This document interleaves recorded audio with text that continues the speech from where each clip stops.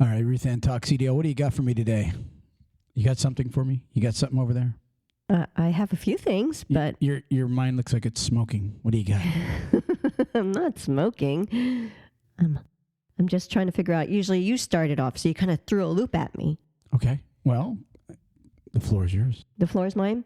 All right. Well, here's what I found out, which I didn't know this, and this is a fact I wanted to put out there. Time zones. We already know that there's the different time zones going across, but before they established the time zones in 1883, there were 144 local times. Did you know that? No. Yeah, neither did I. So but you're saying there was 180 time zones? There was 144 local times at that point. So you're saying this was in the 1800s? Yeah. Time zones started in 1883. So at one time, just everybody had their own times in a sense. Pretty much. Okay. Yeah. Every country, everywhere just wanted to, boop, there it went. I'm going to do this. You know, it's interesting that you bring up time zones because, you know, that's a thing with truck drivers. You know, if you live in California, right? And I'm guessing with most companies, you're on their time zone wherever the terminal's at. But if you're in California and you're on a terminal in California, you're 4 hours behind East Coast time. Is it 4 hours? What is it right now? It is 3:39 p.m. We're actually in the studio earlier today. What time does it say California is right now? Does it show you? No, I'm not looking at that. I'm looking at an article. But California, it has Eastern, Central, Mountain, and Pacific times. California's on Pacific, so it's 4 hours behind us. It is 4 hours. Yeah, that's what I thought. So it's actually 7:30 California time right now. Right. Or, no. I'm sorry. I apologize. It would be 11:30 in the morning California time. Right. Because, and then they added Alaska in there, and that made it a fifth time zone from... No, it's actually 3 hours. It says California is 12:40 right now. See that? I actually forgot it. You know, since I don't drive anymore, I don't really keep track of the time zones. And I've never really met anybody on Mountain. Is there actually anybody on Mountain time zone? Yeah. Yeah, like Oregon and them, California. Like there's people that are on Mountain. Well, I don't think California is. Not Oregon. Why did I say Oregon? You said Oregon. Maybe Utah or something like that? Yeah, I was thinking Colorado. Or Vegas. Yeah. So, but anyways, I've always wondered about that because, you know, when I drove, I was an East Coast truck driver, and I used to run all over the place, but my clock ran according to where I was running from. But of course, then when you get into different times, it is different times. Kind of weird.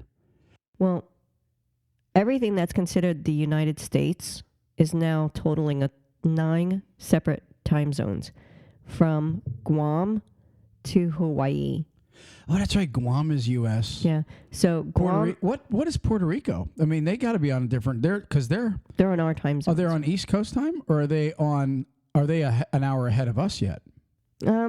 I wonder. No, they're still on ours, because you have Guam and the Northern Mariana Islands are on Chamorro time zone, and then you have the Samoan, which that's one time zone. That's they're what they consider as a group. And then you have the Samoa, the Hawaiian, and the Atlantic. I just looked up Puerto Rico. They're an hour ahead, 4:42 right now. You serious? I'm dead serious. I'm looking at it right now. They might not have changed they might not change their time. Like we change our time zones. They might keep it one for the whole year. Can you imagine being a trucker in Puerto Rico? I mean, literally, you can almost walk from you can walk from one side to the other in a day in Puerto Rico. So, but when you and I were there, remember how thin the streets are skinny? I mean, it's got to be a tough job being a trucker there. I mean, looks like Philadelphia, real tight streets. Yeah, it was crazy. Yeah. So to go on with what I was saying, though, this was extremely awesome. I mean, I'm into little facts. So this one went through me. With the North and South Pole, do you think they have a time zone? Does the North and South Pole have a time zone? Well, I mean, if you were there in the North Pole, and let's just say you moved there and you set up your little North Pole home, and then somebody said, "Hey, Ruth Ann, what time is it?" You would have to have a time zone, wouldn't you? You would have to know what time it is, North Pole time. But what would you think that would fall under? I don't know, because they're like at the center of the Earth on opposite ends. So they would almost be like maybe zero time, or I don't even know what you got something. You're looking at me weird. What is it? Well, they have all of Earth's time zones and none of them.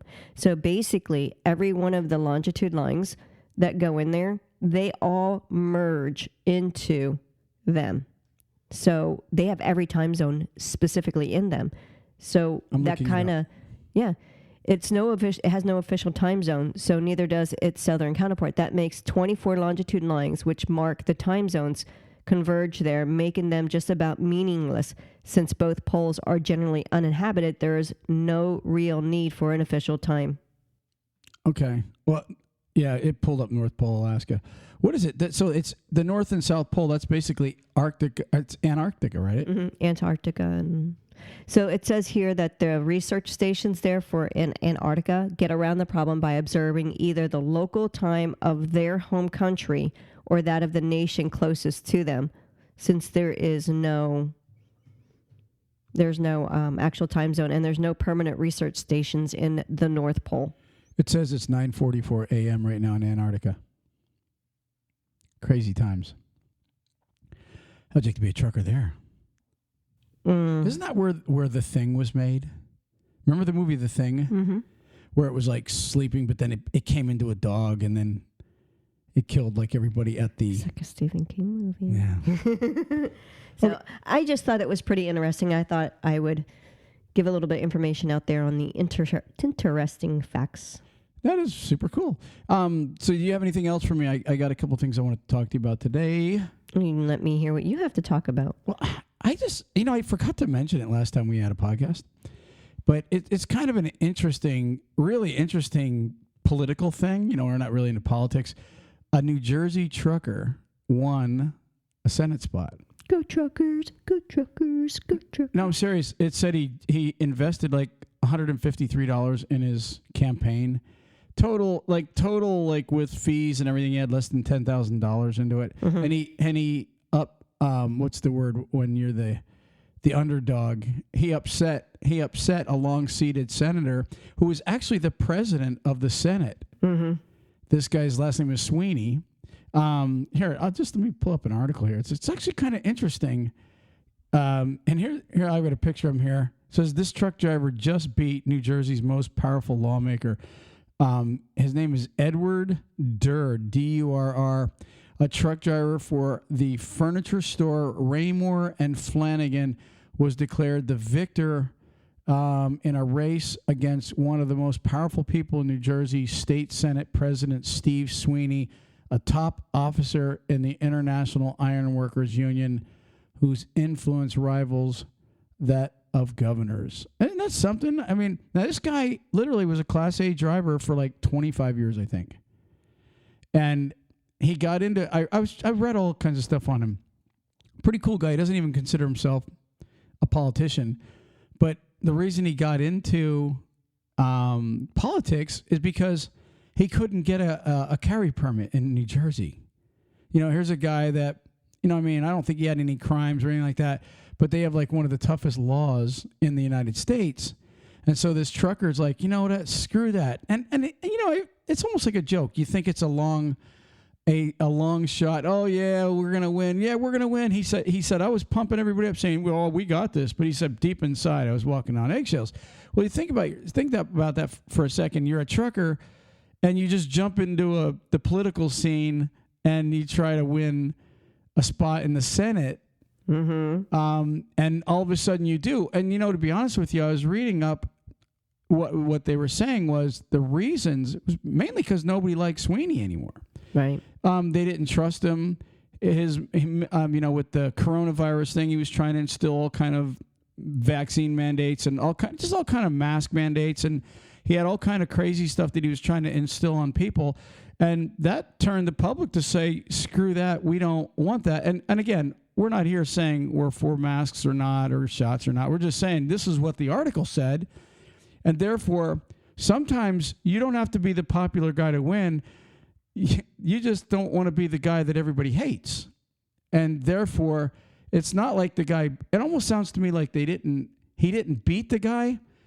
The guy just lost because nobody wanted him anymore. Right. So they took whoever was next, and that was a trucker that really just threw his name in. I think that was kind of cool. An average Joe. But you see now, that's an interesting story, but here's what we have to ask now. We now have a guy, the Senate, they're lawmakers. These guys make laws, So, okay, so now you're going to go in there, trucker Ed, and you're going to go ahead and make laws so carry permits are easier to get. That's kudos to you, man. But what are you going to do for trucking? I mean, you got 25 years as a trucker. You don't consider yourself a politician. Well, then do good. Don't let politics, the corruption of bribery, right? And the buddy system. Yeah. And cousinomics. Well, yeah, my dad calls it cousinomics.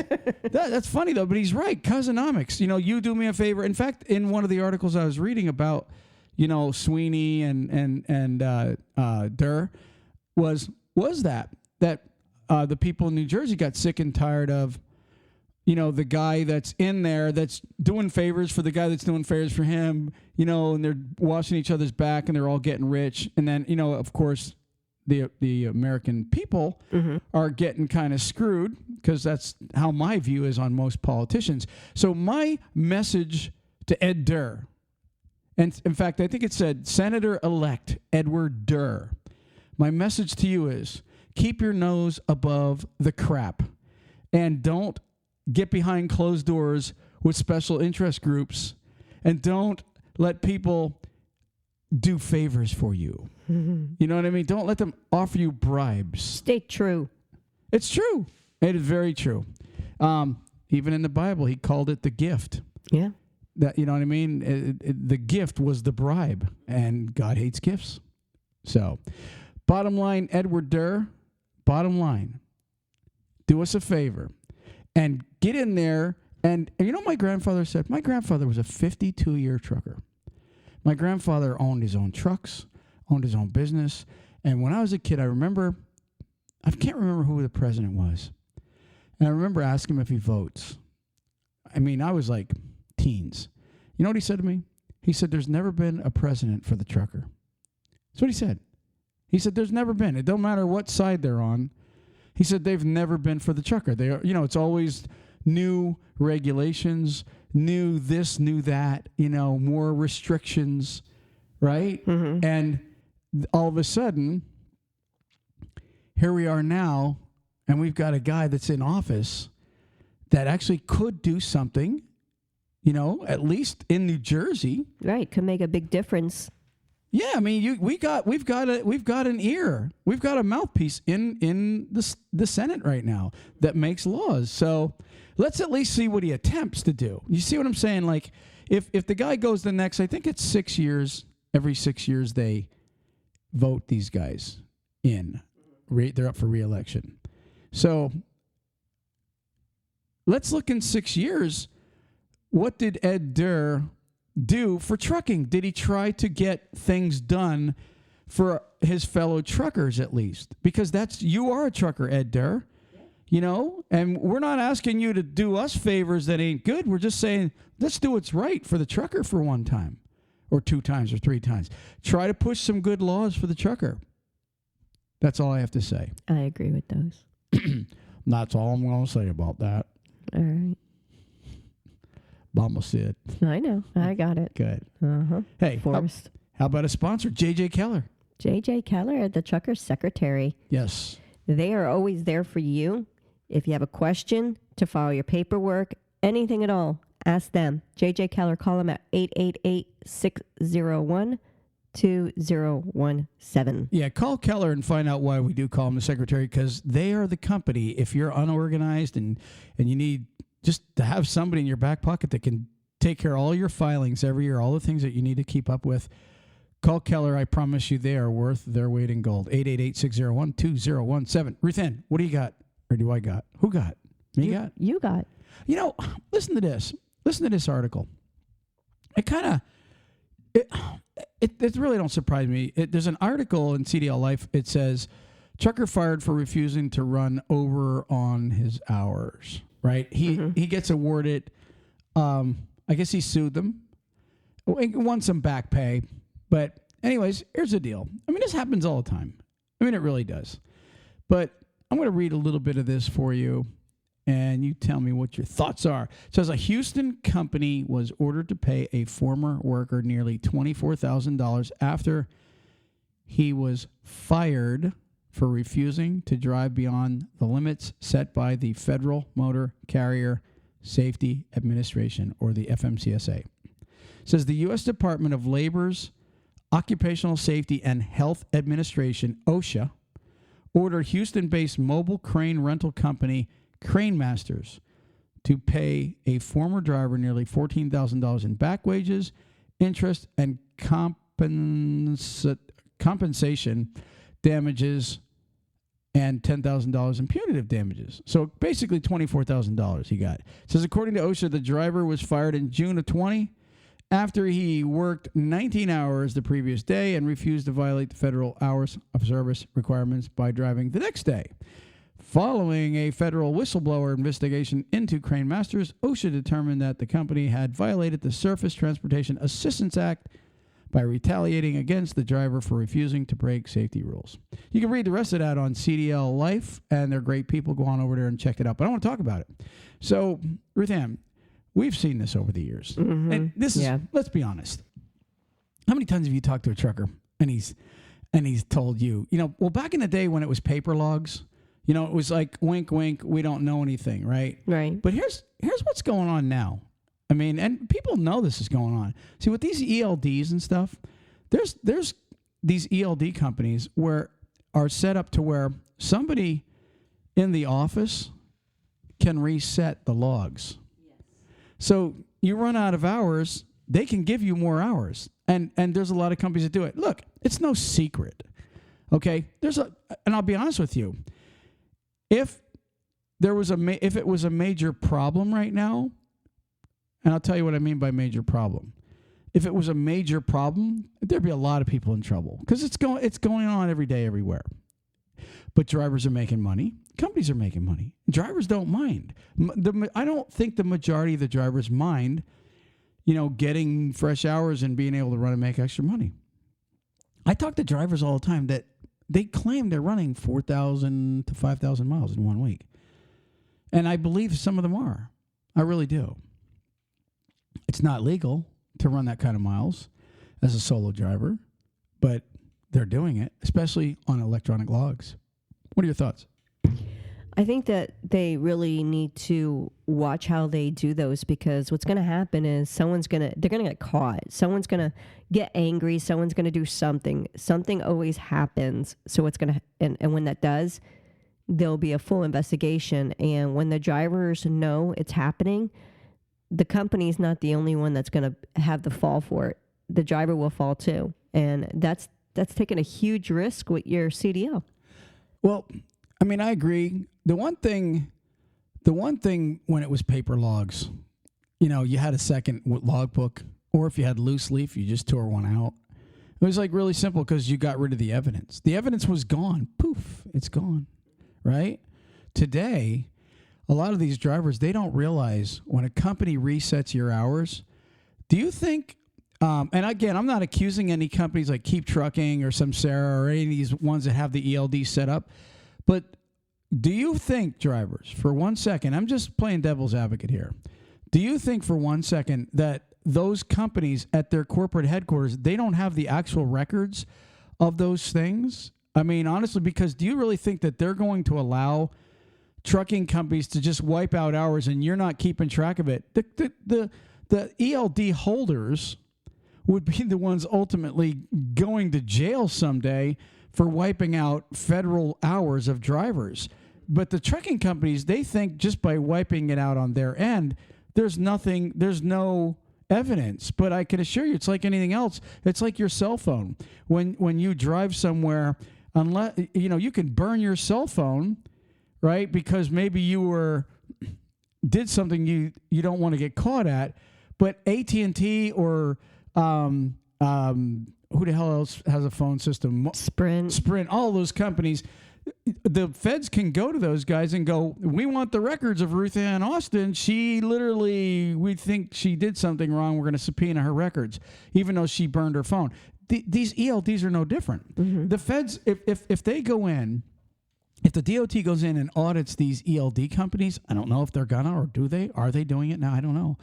But if they go in there and they start matching it up with like a lot of these companies that are erasing drivers' hours, I can assure you there's a lot of, like I said, Samsara and Keep Trucking and all these other companies that have the ELD service, they're not wiping them out on their end.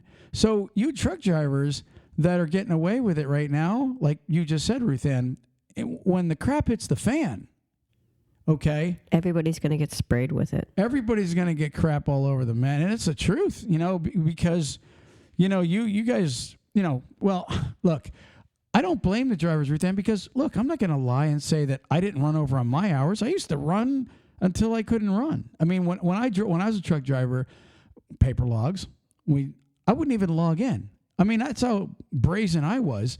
I'd wait till the next day. When I woke up, I'd do my logs from yesterday. And I hardly ever had to go through a scale house. And I never got called around.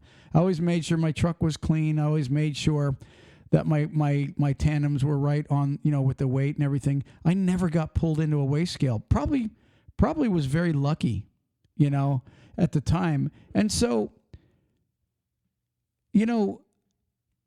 getting away with it back then was so much easier. It was. It really was. Yeah. So I would just caution everybody, that couple extra dollars, which we all want to do that.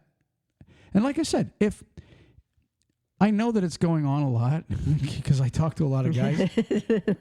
What I'm getting at though is, if it was a major problem, there'd be a lot more suits going on. You know what I mean? You'd hear more about investigations, and there probably is investigations going on, but you would hear a lot more. Well, the ELDs only just really, if you want to truly look at it, they only just hit with being made mandatory. So I don't think they had the opportunity to do a lot of investigation on the ELDs and how drivers are running, and a way for them to get back and research and look up and see, where something doesn't seem like it's hooking up right, like an audit and so forth. So I don't think that give it a few more years, and I think that's when we're going to start seeing everything, where companies are now being audited because things just don't seem to factor right, or there was a whistleblower and, like this guy, the driver said, I'm not doing it, so he blew the whistle. There's going to be drivers that are going to do that to companies that are trying to pull that game. And he's going to say, you know what, I had enough. I'm not going to do it. And I know you've been doing it for everybody. And that whole company's going to go down. Yeah, I agree. Well, what remains to be seen. But that's just a tidbit of information out there for anybody that might think they're getting away with it. That's all I wanted to bring up. It's really true stuff. Shall we move on? Moving on. Hey, another sponsor, Carter Lumber. 166 locations from the Mississippi and East. They're looking for local Class A and Class B drivers. Yes. So full benefits, great company, great pay. Great home time. Yeah, every day. Yeah. So call them today. If you have a Class A or Class B license and you're looking to be home every day, actually go online at www.carterlumber.com/talkcdl and let them know we sent you over there. Thank you very much. Ruth Ann, what else you got? You got something?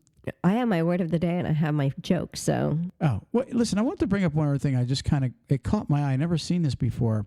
I always knew that truck drivers, obviously are very unhealthy. Yeah. And I don't really talk about it that much. I used to talk about it a little bit more. Yeah. I used to always mention high blood pressure, high blood sugar. It's really what truckers live with, because if you think about this, you're sitting in a seat. I mean it. You're sitting in a seat.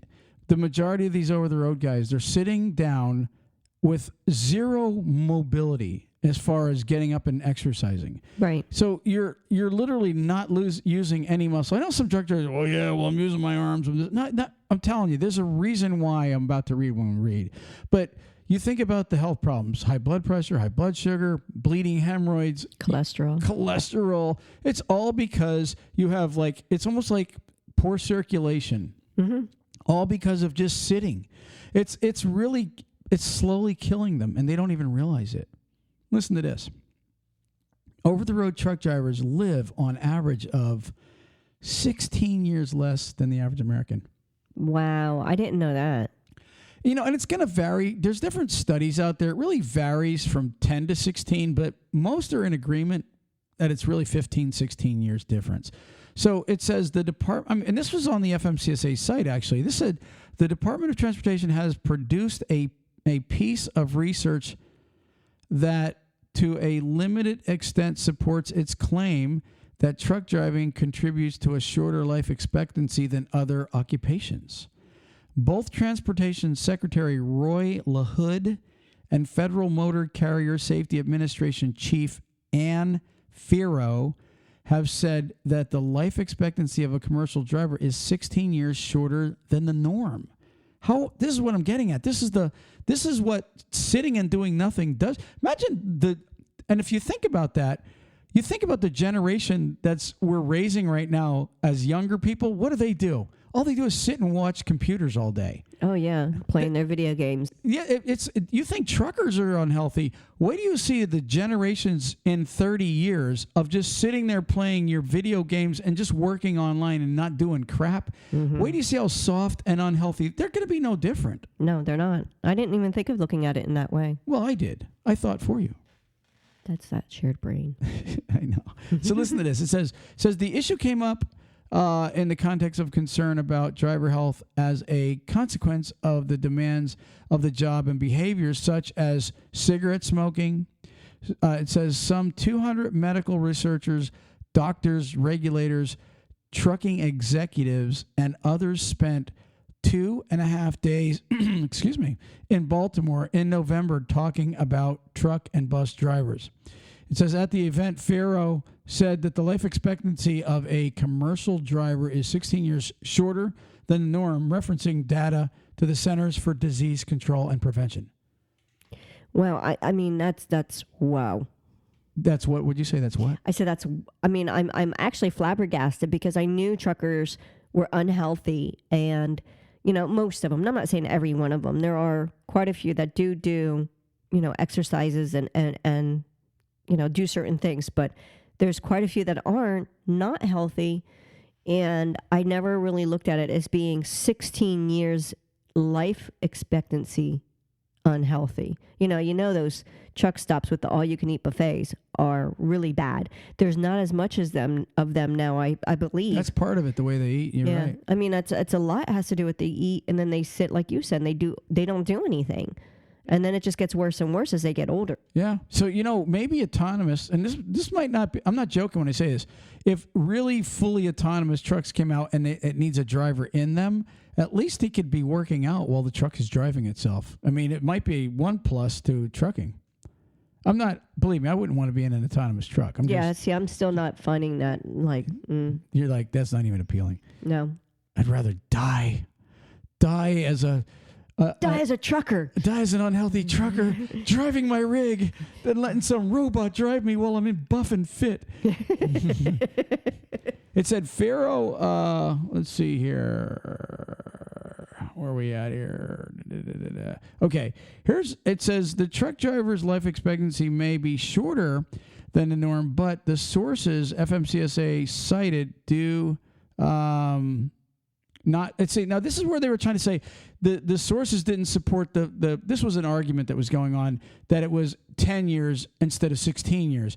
But when you look at all the data, they're saying truly it really is 15 or 16 years. That's really what most of them, actually there's numerous studies that came up with these studies, and it said, let's see, edition, which site study by Toronto researcher Dr.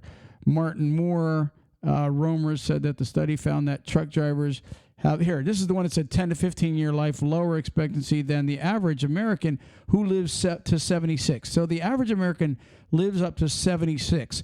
They're saying that in most cases between 60 and 63 is the average trucker's life. Wow. Isn't that something, though? 60 to 63. That means you don't even retire, because most people retire at that age and start collecting their Social Security. They're saying truck drivers die right when they are able to start collecting Social Security and retire. That's sad. It's very sad. Okay, here, listen to this part. Health concerns. In a statement in response to Trucking Info's inquiry about verification of the 16-year lifespan deficit on FMCSA, spokesman said, "We know that a broad range of medical research points to the health concerns that significantly impact the life expectancy of commercial drivers." One presenter, Eric Wood of the University of Utah, reported that his study of mainly long-haul truck drivers, okay, OTR guys, found that half smoked tobacco, 28%, so 50% of over-the-road truckers smoke. And what else you got to do? Right. You know, I chewed tobacco my whole And time. I didn't smoke that much when I was a trucker. I smoked sometimes, but I really chewed a lot of tobacco. It said 28% suffer from hypertension, which is high blood pressure, compared to 17% of manufacturing workers. So, because a manufacturer, you know, they're usually getting up and moving. 25% had high cholesterol, compared to 16%. 10% had diabetes, compared to 5%, and almost 15% had sleep apnea. Only 58% are covered by health insurance. So, after it all said and done, most truckers don't even have health insurance. No, because it sounds like there could, I don't know what other conditions. I mean, those are all, maybe, I don't know why they wouldn't be covered by health insurance right now. That one's kind of throwing me off a little bit. So it says one of the demographic measurements in the study was the mean age of death. It said among the cohort of drivers, it was 61.3. That's the age of the average. It says plus or minus 8.6 years. And among the non-drivers, so they did a steady versus back and forth. But the average, it says the average person lives right now to 76. That's the average American. So some people hit 100, some people hit, 40. 61. Yeah, and then you look at the entire overall trucking industry on the data they're compiling, and who knows how correct they are. But listen, it doesn't take away the fact that even if it's 1 year less as an average, truckers have a very unhealthy job, Ruthann. Very unhealthy job. They do. I wish drivers would not only use their CBs, but would also do a little bit more of the exercising. I mean, I know at some point some drivers really refuse to lump loads and do certain things like that. They balk when it comes to tarping.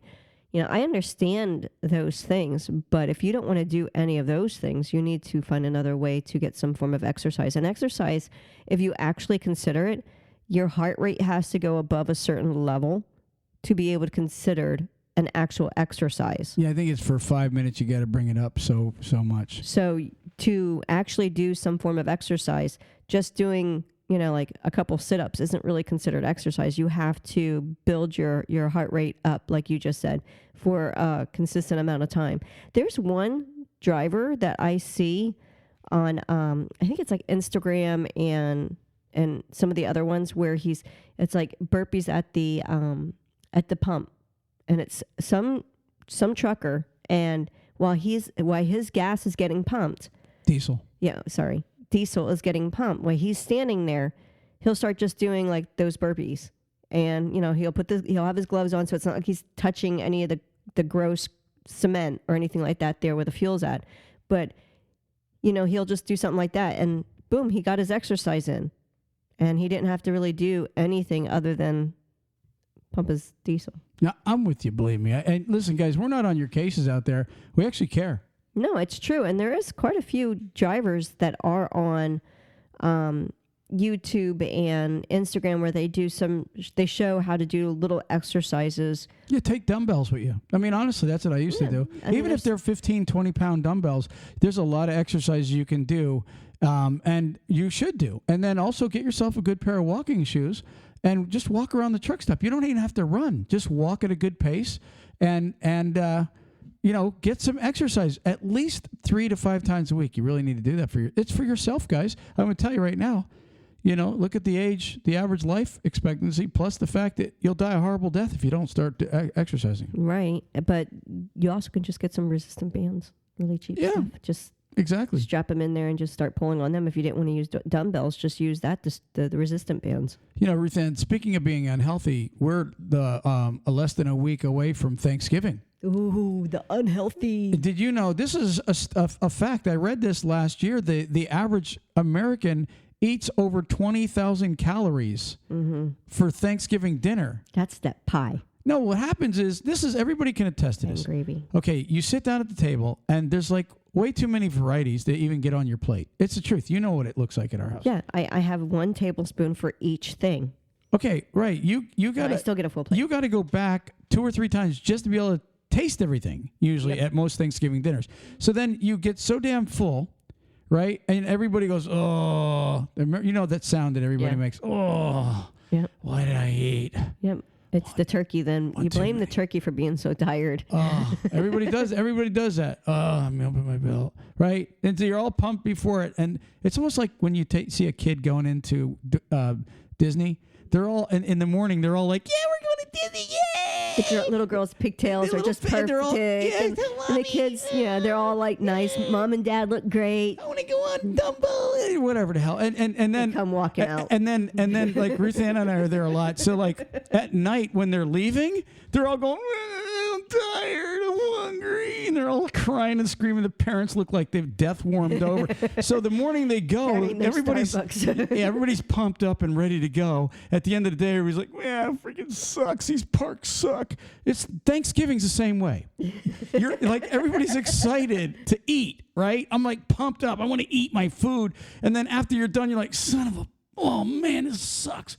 Because in your mind, you're going, damn it, I don't even want to look at a scale tomorrow morning. And then what do you do later on that night? You eat again. Exactly.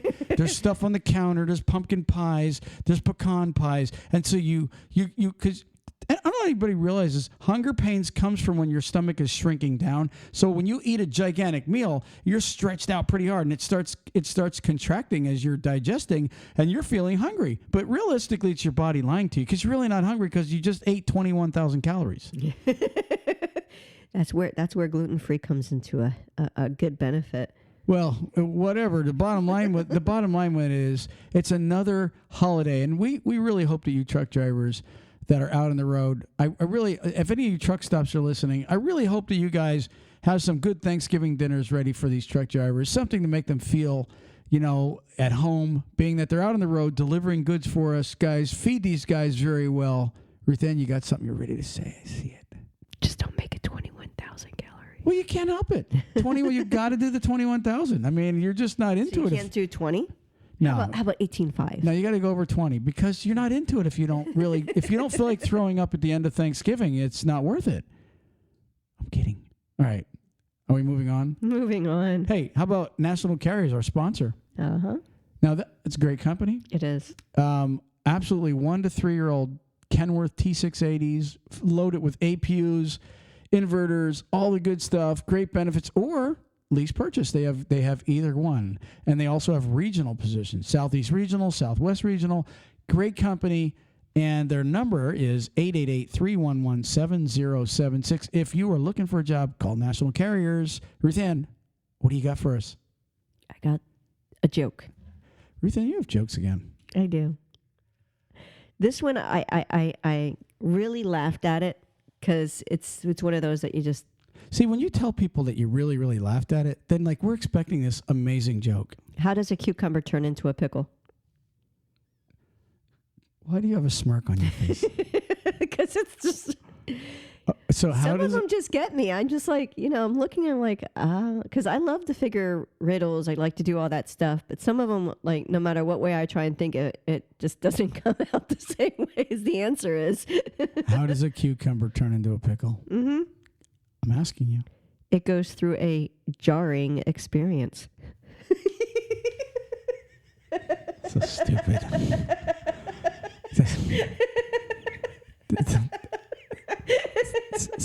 Ruth Ann, seriously, it's not that funny. I guess because I can and I jar, I can get the laughter in that. Yeah. Is that your only joke today? Huh? I right now, Okay, I good. can think of another. I don't.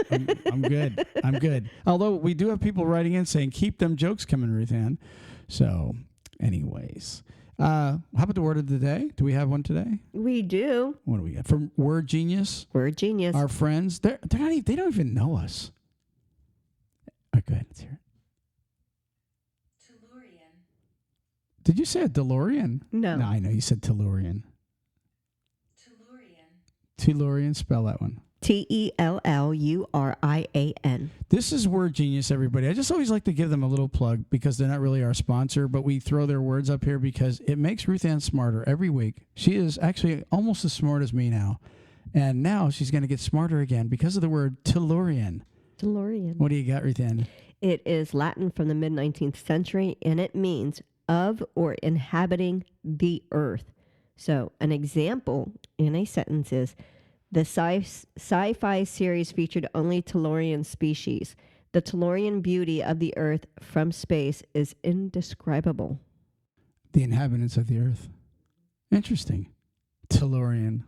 Well, listen, guys, I think we're going to wrap this show up right now. I want to wish everybody a happy Thanksgiving. And I truly would like everybody to start getting in shape out there on the road because it's a bad death if you keep going. It's a fast death. It's a bad one. Yeah, it is 61. 61. It's a fast death. So if you guys, any of you truckers that are coming up on 60, you're pushing it now. Yeah. Well, you know what I would, just a quick note on that. I would guess that's a trucker that's been doing it for a long time. If you're just getting into trucking 5 years, I don't think 5 years is going to kill you for sitting around. But you know what? The more you sit around, the more unhealthy you get. We're out of here. Peace. Peace. Praise the Lord.